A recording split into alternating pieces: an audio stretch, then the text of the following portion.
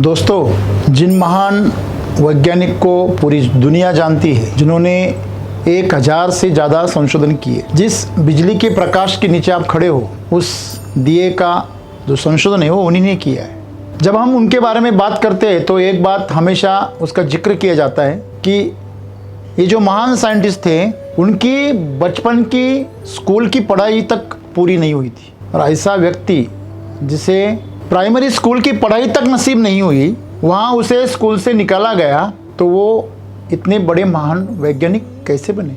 जबकि बड़ी बड़ी यूनिवर्सिटीज़ में 100 आउट ऑफ 100 इतने मार्क्स लेने वाले प्रज्ञावान विद्यार्थी तक ये कर नहीं पाए। जब से एजुकेशन पे ज़्यादा जोर दिया जा रहा है, तब से शायद ये वैज्ञानिक कहाँ गुम हो गए पता नहीं। लेकिन जो नेचुरल प्रज्ञा लेकर जो आए थे, उन लोगों ने बड़ी बड़ी सफलताएं हासिल की। ये कौन सी शक्ति है जो उनके पास थी? कौन था जो उन्हें पढ़ाता था? कौन था जो उन्हें मार्गदर्शन करता था? जिनकी मैं बात कर रहा हूँ उनका नाम है थॉमस अल्वा एडिसन। आपको उनकी कहानी शायद पता हो। जब बचपन में उनको स्कूल में डाला गया तो कुछ ही दिनों में टीचर ने उन्हें एक चिट्ठी दी और माँ को देने को बोला। तो उनकी माँ भी बड़ी समझदार थी। हीरे वही पैदा होते हैं। तो उस छोटे से थॉमस ने पूछा कि क्या है माँ? तो माँ ने बताया कि टीचर ने ऐसे बताया है कि हमारे स्कूल में आपके बच्चे को पढ़ाने लायक कोई भी टीचर नहीं है, वो इतना होशियार है। तो वो चिट्ठी थी, वो संदूक में रख दी गई। आगे चलकर आपको पूरी कहानी मालूम है। वो बड़े वैज्ञानिक बने। कहते हैं जब वो बड़े हुए तो एक दिन अपना जो घर का सामान है वो खोलते खोलते वो संदूक उनके हाथ में लगी। तो उन्होंने खोली तो उसमें उनको वो चिट्ठी मिली। जब वो चिट्ठी उन्होंने खोली, पुरानी हो गई थी, तो पढ़ने लगे तो उसके ऊपर जो अक्षर लिखे थे, जो वाक्य लिखे थे, वो पढ़कर उनके पैरों तले से ज़मीन खिसक गई। आंखों से आंसू आने लगे। क्यों? ऐसा क्या था? उस नोट पर क्या लिखा था? टीचर ने ऐसा लिखा था कि आपका बच्चा इतना मूढ़ बुद्धि है, इतना मतिमंद है कि ऐसे बच्चे को हमारे स्कूल में डालकर हम हमारे स्कूल का नाम खराब नहीं करना चाहते। तो आप इस बच्चे को किसी और स्कूल में डाल दीजिए या घर पे रखिए। तो उस माँ ने उसको पॉजिटिव बताया। उसका नतीजा वो बड़े महान वैज्ञानिक बने। सोचिए, यही बात अगर हमारे बारे में होती तो हमारी माँ और हमारे पिताजी क्या कहते? नालायक, तू पढ़ने के लायक नहीं है, क्यों पैदा हुआ? पैदा होते ही मरा क्यों नहीं? ये सोच का क्या है? अंतर है। तो थॉमस जो है वो अपने अंतरतम में खुद को बड़ा मानता था बचपन से, इसीलिए वो बड़ा हो गया। अगर उसकी माँ ने उसे छोटा बनाया होता तो वो छोटा ही बन गया। तो ये जो आज सदगुरु हमें बता रहे, वो उसी ओर इशारा कर रहे हैं। वो कर रहे हैं, जब अंतरतम की बात आती है ना, आंतरिक प्रक्रिया की जब बात आती है, तो अपनी चेतना जो है, जो जहाँ पर स्थिर हो जाती है, वहाँ तक आपको पहुँचने से कोई रोक नहीं सकता। लेकिन दुर्भाग्य से हमारे इधर एक बहुत प्रसिद्ध डायलॉग है, तेरे बाप ने किया था क्या? मतलब निषेध का जीवन और निषेध का वातावरण जब आप बच्चे को मिलता है तो अपने आप पर वो शक करने लगता है। और शक इंसान को ख़त्म कर देता है, उसकी काबिलियत को ख़त्म कर देता है। और शक अंदर से नहीं आता, शक बाहर से डाला जाता है। छोटे बच्चे को खुद पर कभी भी शक नहीं होता। आप उसे कुछ भी करने को बोलो, कर देता है, पहली बार कर देता है। तो वो कोशिश उसी वक्त बंद कर देता है जब उसे डोमिनेट किया जाता है, उसे नीचा दिखाया जाता है, उसे शक करना सिखाया जाता है। हमें शक करना सिखाया गया, वो हमारी अभिव्यक्ति नहीं है। डेयरिंग करना हमारी अभिव्यक्ति है। डरना ये कोई इंसान की प्रकृति नहीं है, ये विकृति है। जब सदगुरु जी छोटे थे, वो 12 साल की उम्र में सांप पकड़ते थे। घर घर में जाके लोगों के सांप पकड़ के देते थे, 25-30 रुपए मिलते थे उनको। तो जब उनके पिताजी डॉक्टर थे, उनको पता चला कि ये मेरा बच्चा ऐसा कर रहा है, तो उन्होंने उसको डांटा और बोला, तुझे डर नहीं लगता? तुझे डरना चाहिए। तो सदगुरु जी ने बोला उनको, क्या डरना ये कोई क्वालिटी है? डरना कोई क्वालिटी है? नहीं। धाड़स करना, साहस करना क्वालिटी है, डरना क्वालिटी नहीं है। तो यही है, आपकी प्रक्रिया जो है वो बाहर की तरफ या अंतर की तरफ, ये आपके ऊपर है। और आज 99% लोगों की जो चेतना है वो कहाँ दौड़ रही है? बाहर। पैसों के लिए, गाड़ी के लिए, प्रतिष्ठा के लिए, करियर के लिए, न जाने कहाँ कहाँ उनकी चेतना बाहर भटक रही है। इसलिए आपने देखा होगा सभी साधु संत योगी आंख बंद कर देते हैं। आंख इसलिए बंद कर देते हैं कि ऊर्जा का जो प्रवाह बाहर व्यर्थ जा रहा है उसको बचाया जाए। आप देखना, जब भी कोई कलाकार होता है ना, जब अपनी सबसे बेहतरीन अदाकारी करता है तो अपने आप आंखें बंद कर लेता, अपने आप। जहां भी आपकी पूरी शक्ति लगती है ना, पूरी शक्ति जिस भी क्रिया में, उस वक्त आपकी आंखें अपने आप बंद हो जाती है। क्यों? क्योंकि वो जो ऊर्जा वहां से बह रही है उसको वो आपका शरीर रोक लेता है। आपने अगर कोई कार चलाई है या बाइक चलाई है, जब भी आपका स्पीड 100 से 120 से आगे चला जाता है तो आपको कोई आवाज भी दे तो आपको सुनाई नहीं देता है। क्यों? क्योंकि पूरा कॉन्सेंट्रेट हो जाता है, और वो जरूरी भी है।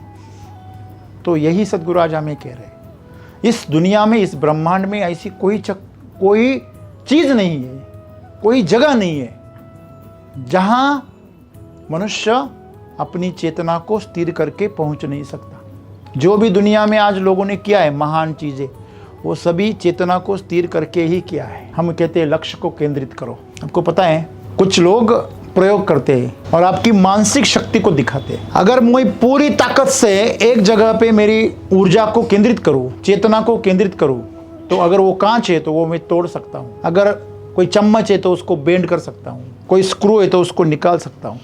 इतनी ताकत आपकी ऊर्जा में। तो ये जो चेतना है, चेतना मतलब जहां आपकी ऊर्जा बह रही है वो जगह। अभी आपकी ऊर्जा कहाँ बह रही है वो आपको हमेशा जागरूक रहकर देखना है, क्योंकि जहां भी आपकी चेतना बहेगी वो चीज आपके जीवन में आ जाएगी। अगर आप नेगेटिव चीजों पे अगर आपकी ऊर्जा को केंद्रित कर रहे हैं तो वो चीजें आपके जीवन में आ जाएगी।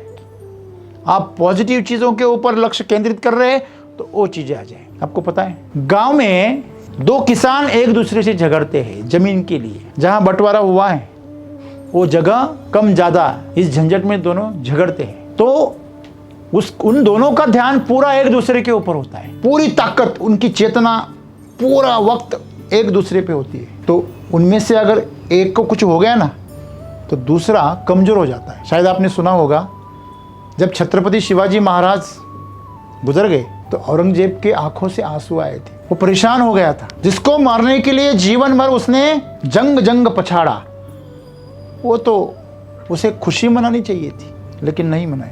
क्यों? क्योंकि जिसके साथ हम हमारी चेतना को जोड़ देते हैं, प्रकृति हमें वहां पहुंचा देती है। तो इसलिए आज के संदेश से हमें क्या सीखना है? हमें यही सीखना है कि आपको जो पाना है आप वहीं पर, आप वहां पर ही अपनी चेतना को स्थिर करें। और चेतना हमारी कौन से रास्ते से बहती है? हमारी ज्ञानेंद्रियों के माध्यम से बहती है। आंखों से, कान से, जीवा से, त्वचा से, नाक से। जहां जहां से हमें ज्ञान प्राप्त होता है, अनुभव प्राप्त होता है, वहां वहां हमारी चेतना का द्वार है। तो इन्हें इंद्रिया कहा गया है। जो हमारी इंद्रियां हैं वो इंद्रियों के माध्यम से हमारी चेतना, हमारी ऊर्जा बाहर भटकती है। तो इसीलिए हमेशा अध्यात्म में बताया जाता है कि आप इंद्रियों पर क्या रखो? काबू रखो। जानवर में और इंसान में, मनुष्य में क्या अंतर है? इंसान अपनी इंद्रियों का संयम से इस्तेमाल करता है, जबकि जानवर नहीं करता। जानवरों को अगर भूख लगी तो वो अपने मालिक को तक मार सकता है, वो कुछ नहीं देखता, आगा पीछा उसको कोई नहीं रहता, वो अपनी इंद्रियों का गुलाम है। और अगर मनुष्य रहकर आप इंद्रियों का गुलाम है तो आप में और उस जानवर में कोई अंतर नहीं। तो यही है, जीवन सीधा साधा है। अभी अभी जो उदाहरण वैभव ने बताया वो बहुत ही चिंतनीय है। बर्फ जैसे ठंडे पानी में वो इंसान पैसों के लिए, बख्शिश के लिए रात भर कैसे खड़ा रह पाया, जहां 5 मिनट भी इंसान नहीं रह सकता। उसने अपना ध्यान एक दिए पर केंद्रित किया, पूरी चेतना उसकी दिए पर थी और दिए से ऊर्जा उसको मिल रही थी। वो चेतना के स्तर पर जागरूक हो गया था। तो जब भी आप आपके शरीर को नजरअंदाज करने लगते हैं तो अपना शरीर अपने आप उस परिस्थिति में खुद को ढाल लेता है। आपको पता है, पेन किलर, जब भी आपको कोई लचक भरती है, कोई तकलीफ होती है तो डॉक्टर पेन किलर इसलिए देते हैं कि उस दर्द की वजह से आप उसे ज़्यादा ध्यान न दें। देखिए, आपको दर्द को ख़त्म करना है कि उसको बढ़ाना है? लेकिन हम क्या करते हैं, बार बार हमारा ध्यान, हमारी चेतना कहाँ जाती है, वो दर्द की जगह पे जाती है, और यही वजह है वो दर्द और बढ़ता है। इसीलिए पेन किलर का इस्तेमाल किया जाता है, इसीलिए आपको ऑपरेशन के वक्त भूल दी जाती है, वरना भूल की कोई जरूरत नहीं। यही है प्रकृति। आप शरीर को प्रकृति के हवाले छोड़ दे। जैसे हम ध्यान में देते हैं ना, जब हम शवासन में जाते हैं, योगा में जब हम शवासन में जाते हैं, तो इस शरीर को हम किसके हवाले करते हैं, पंचमहाभूतों के हवाले करते हैं, और इन पंचमहाभूतों के माध्यम से उनके हवाले करके हम उसकी हीलिंग प्रोसेस को जिंदा करते, जागृत करते। तो हमें ऐसे ऐसे अनुभव मिले हैं कि जो लोग रात भर सोए नहीं हैं, 400-500 किलोमीटर से आए हैं, वो लोग भी 5 मिनट के शवासन से बहुत बढ़िया फ्रेश हो गए। ये क्यों? क्योंकि उनकी चेतना क्या हो गई, जागृत हो गई। तो यही है, आपके जीवन में आपका जो भी लक्ष्य है, आप जो भी चाहते हो, आपकी चेतना को हमेशा वहाँ स्थिर करो, चाहे हालात क्यों कोई भी हो, बाहर की परिस्थितियाँ कैसी भी हो। आपकी जो आंतरिक प्रक्रिया है, वो आंतरिक प्रक्रिया आपके हाथ में रहती है हमेशा। कभी भी आपकी आंतरिक प्रक्रिया प्रकृति अपने हाथ में नहीं लेती। जब आप उसको छोड़ देते हैं तब प्रकृति हाथ में लेती है। तो आपको हमेशा जागरूक रहकर अपनी चेतना को वही स्थिर करना है जहां आपको पहुंचना है। जो आपको नहीं चाहिए वो मत बोलो। हम जब हमारी मोटरसाइकिल पे चलते हैं और गाड़ी अगर वाइबल हो जाती है, अरे पंक्चर तो नहीं हो गया, ये वो मार्केटिंग वाले ने इसको बहुत मज़ेदार तरीके से बताते हैं। वो बताते हैं अगर आपके दिमाग में नेगेटिव बातें आ गए ना, तो आपको चाहिए क्या, वो पंक्चर होना आपको चाहिए नहीं चाहिए ना, तो उसको आगे जोड़ दो। क्या, अरे पंक्चर तो नहीं हो गया, ऐसा मुझे लगता था लेकिन नहीं हुआ। अगर कोई लेट आता है तो बोलते कोई एक्सीडेंट तो नहीं हो गया, अरे कोई एक्सीडेंट तो नहीं हो गया, ऐसा मुझे लगता था लेकिन नहीं हो गया, बहुत अच्छे, वो सेफ आएंगे। इस तरह आप आपके विचारों में पॉजिटिवनेस लाइए। खुद के बारे में शक करना आप अगर शुरू करते हो तो प्रकृति उस शक को सच्चाई में बदल देती है। एक बार ऐसा हुआ, 2 दोस्त एक सामने थे और एक दोस्त ने तोता लाया हाथ में और पीछे पकड़ लिया, उसे दिखाया, जिंदा तोता दिखाया, फिर पीछे पकड़ लिया और पूछा, बोल ये जिंदा है कि मरा हुआ है? अभी सामने वाला तो बहुत होशियार था। अगर मैं कहूँ मरा हुआ है तो ये जिंदा ही दिखाएगा, अगर मैं कहूँ जिंदा है तो ये मार देगा। उसको क्या है, मुंडी पकड़ना है बस, मुंडी को ऐसा मोड़ दिया, मर गया वो। तोते में जान तो कितनी होती है। तो अभी तो तोते तो मारना नहीं तोते को, और इसको हराना भी है। तो उसने बहुत अच्छा जवाब दिया। उसने बोला, तोते की जान तेरे हाथ में है। ऐसे है, आपके अंदर जो तोता है ना, आपकी जान, उसकी जान आपके हाथ में है, वो प्रकृति ने दी है। आपको बस जागरूक रहकर उसे जिस तरफ आपको लेके जाना है उस तरफ लेके जाना है। और आज जो अभी हो रहा है ना, ये डिफॉल्ट है, इसमें कोई सेटिंग नहीं है। जैसे परिस्थिति आती है, परिस्थितियां हमारे जीवन की सेटिंग को चेंज करती है। इसलिए हमारा जीवन जो है वो हमेशा हमें तकलीफ देता है। आपको पता है, अगर आपको आपकी गलती की वजह से अगर कुछ हो गया, आप किसी पे इल्ज़ाम नहीं लगा सकते। ऐसे वक्त आप उसको क्या करते हो, सह लेते हो कि नहीं लेते? आपने अगर आपका मोबाइल आपके हाथ से गुम हो गया तो आप क्या करते हो? कोई नुकसान हो गया बहुत बड़ा, तो आप क्या करते हो? उसको सह लेते हो। लेकिन अगर दूसरे ने किया तो आप भुगतान की मांग करते हो, करते कि नहीं करते? हाँ, जिम्मेदारी उठाने की आप आग्रह करते हो। दोस्तों वही है हमारे जीवन में। आप जिम्मेदारी अगर हमने ले ली तो हमारा जीवन जैसा चाहिए वैसा बनेगा। अगर नहीं भी चाहेंगे आप तो डिफॉल्टर वो वैसे ही बन रहा है। आज भी वो आपका जीवन जैसा है उसके लिए पूरी तरह से कौन जिम्मेदार है? हम जिम्मेदार हैं। क्योंकि हमने कभी ना कभी ये सोचा था, ये मुझे ये चाहिए, वो मिल गया। लेकिन उस टाइम सोचा था, तब सोचा ही नहीं। आज सोच कुछ अलग है, सोच में बदलाव हो गया, चाहत में नहीं। वो तो पुराने ज़माने में कभी सोचा था ऐसा चाहिए तो वो हो गया आज, लेकिन बहुत देर से हो गया। तो जीवन में आप अगर सही में अपने हिसाब से, अपने तरीके से जीवन को उन्नत करना चाहते हो तो आपकी चेतना को वही स्थिर करो। आप ऐसा करेंगे तो आप जीवन में ऐसी कोई चीज़ नहीं है, सदगुरु क्या कहते हैं, ऐसी कोई चीज़ नहीं है जो असंभव है प्राप्त करना, वहाँ पहुँचना। कुछ भी असंभव नहीं है, कुछ भी। पैसे, ओहदा, प्रतिष्ठा, ये बहुत छोटी चीज़ें है, बहुत छोटी है, आप उसे पा सकते हो।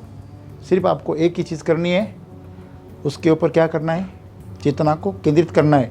और मैं अगर मेरा अनुभव बताऊं तो मैं उसका जीता जागता उदाहरण हूँ। पिछले 17-18 सालों से मेरी चेतना एक ही जगह पे स्थिर है।